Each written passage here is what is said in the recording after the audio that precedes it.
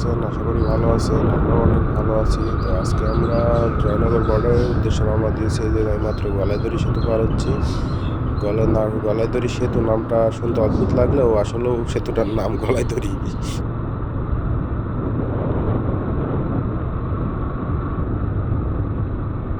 চলেন কথা না বাড়িয়ে ভিডিওটা শুরু করা যাক, দেখতে থাকুন।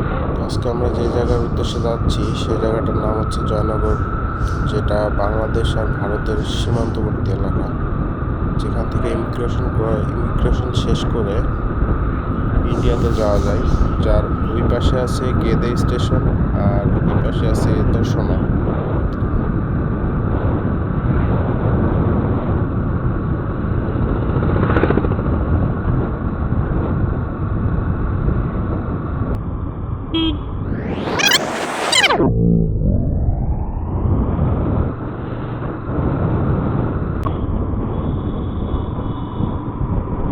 আমরা দর্শনার ভিতরে ঢুকে পড়ছি।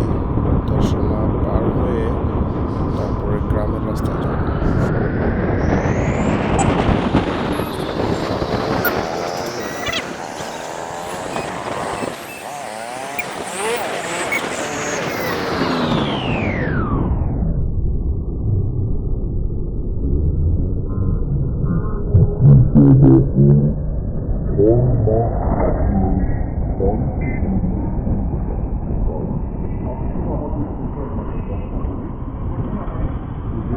গাড়ি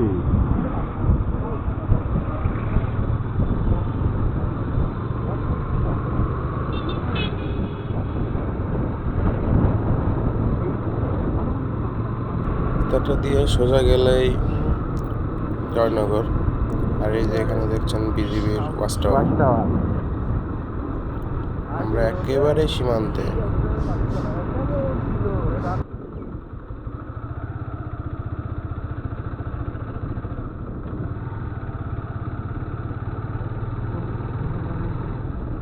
সামনে দেখতে পাচ্ছেন রেল লাইন, যেটা বাংলাদেশ থেকে ইন্ডিয়াতে সরাসরি রেল চলে গেছে।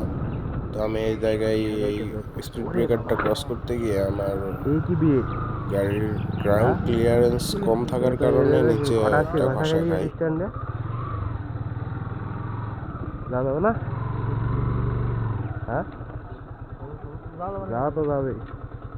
যাওয়া যাবে, আবার যাবে না, আমার একটা ঘষা খাইছি।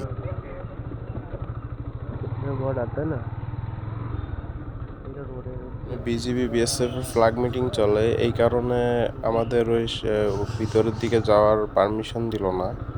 তো আমরা এই ভিতরটা একটু ঘুরে ফিরে দেখাই।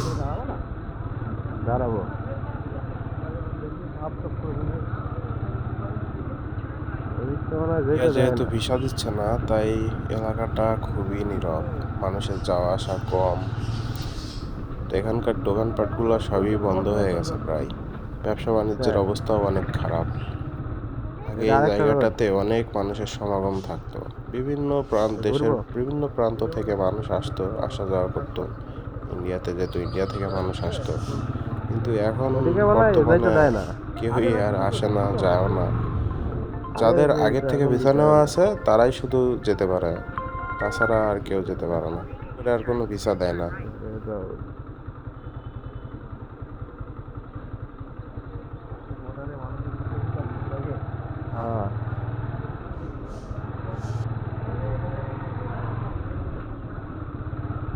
বাঁদিকে যেটা দেখতে পাচ্ছেন এটা হচ্ছে ইমিগ্রেশন। এখান থেকে ইমিগ্রেশন শেষ করে তারপরে যাওয়ার পারমিশন দেয়। আগে থেকে যাদের ভিসা নেওয়া ছিল শুধু তারাই যেতে পারছে, তাছাড়া নতুন করে ভিসার কোনো সুযোগ নাই, এমনকি মেডিকেল ভিসাও বন্ধ। সামনে এই জায়গাটা একটু দাঁড়াই, দাঁড়ায় আপনাদের দেখাই। ঠিক আছে।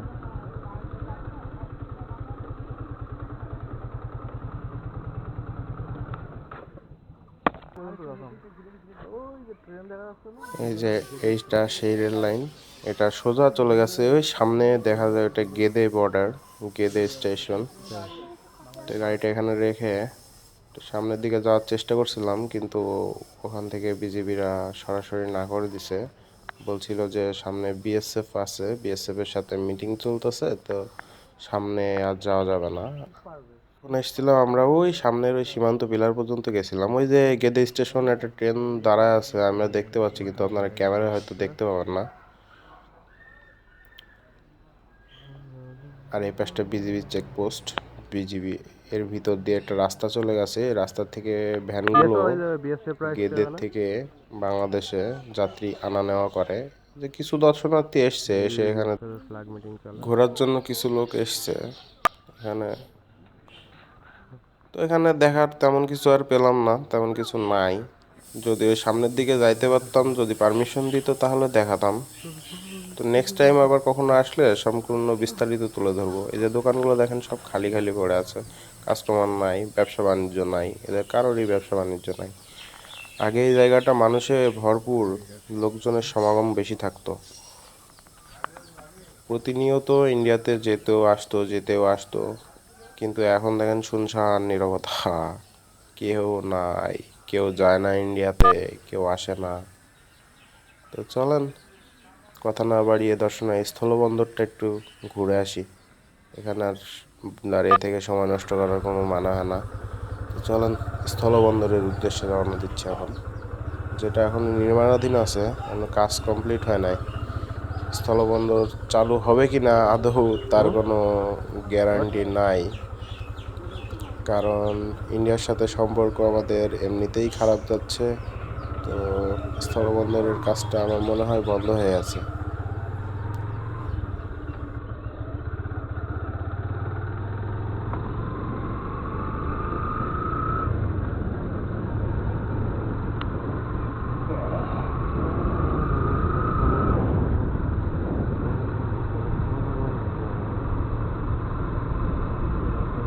রাস্তাটা একেবারেই ফাঁকা, কোনো গাড়ি ঘোড়া নাই, দুই পাশে মাঠ আর মাঠ। এই পাশটাতে বিশাল একটা মাঠ, জায়গাটা অনেক সুন্দর। পাশে একটা বিল, ছোট্ট একটা বিল মতো দেখা যায়, জায়গাটা সুন্দর, একটু দাঁড়াই।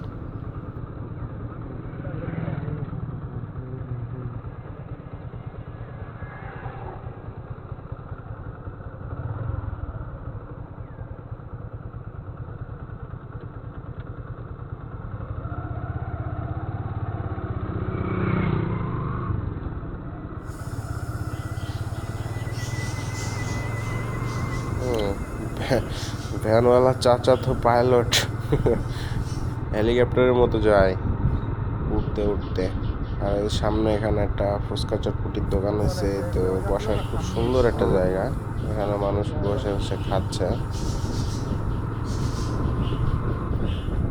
পরন্ত বিকেলবেলা, সন্ধ্যার আগ মুহূর্ত, এমনিতেই পরিবেশটা সুন্দর থাকে। সামনে একটা ফুড কোর্ট দেখতে পাচ্ছি, যদিও সেটা নির্মাণাধীন, এখনো ওপেন হয়নি। যদি ওপেন হয় তবে এখানে একদিন আসবো, এসে দেখাবো।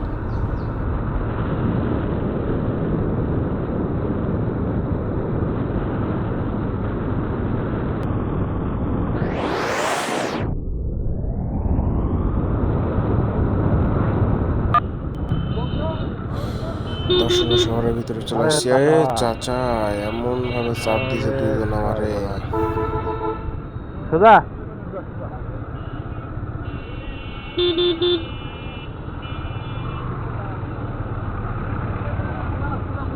এটা দর্শনা চুয়াডাঙ্গা বাস স্ট্যান্ড, এখান থেকে চুয়াডাঙ্গার উদ্দেশ্যে বাসগুলো ছেড়ে যায়।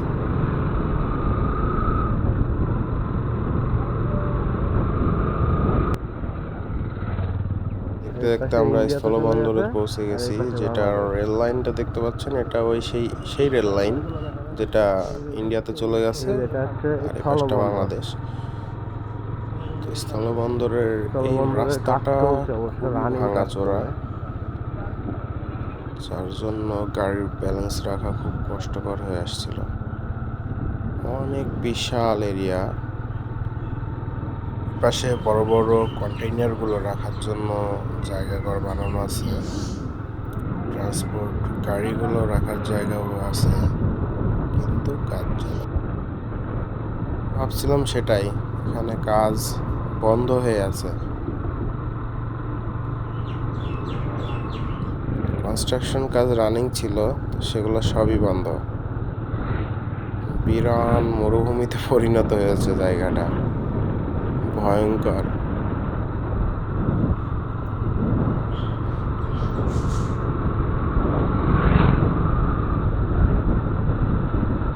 জায়গাটা দেখে নামার প্রয়োজন মনে করলাম না।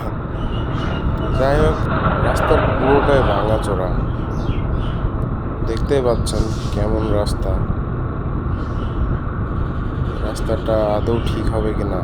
এখান থেকে অনেক ভারী যানবাহন চলাচল করে, তো যেহেতু স্থলবন্দর এলাকা, বড় বড় ট্রান্সপোর্টের গাড়িগুলো যায়, এই কারণে রাস্তাটা ভেঙে গেছে। আশা করি রাস্তাটা খুব দ্রুতই ঠিক করা হবে। দেখতে দেখতে আমরা চলে আসলাম দামোদর।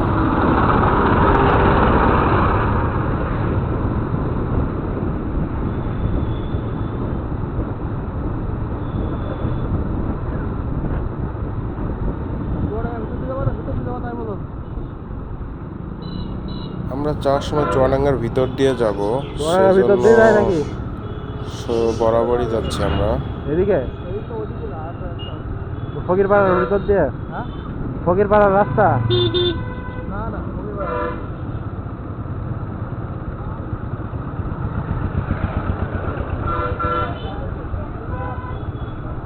একটা ছোটখাটো একটা বাজার বসছে।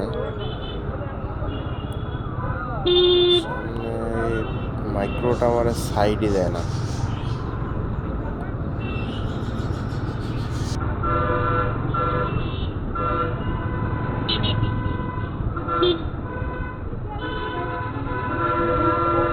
মোটরযান চালনা সর্বোচ্চ জরিমানা 25,000 টাকা ভাড়া পঁচাত্তর।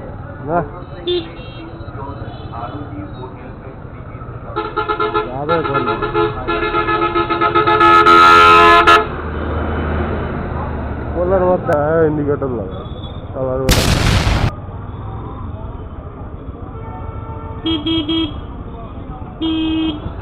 সাইকেলটাও তো বদমাইশি শুরু করে।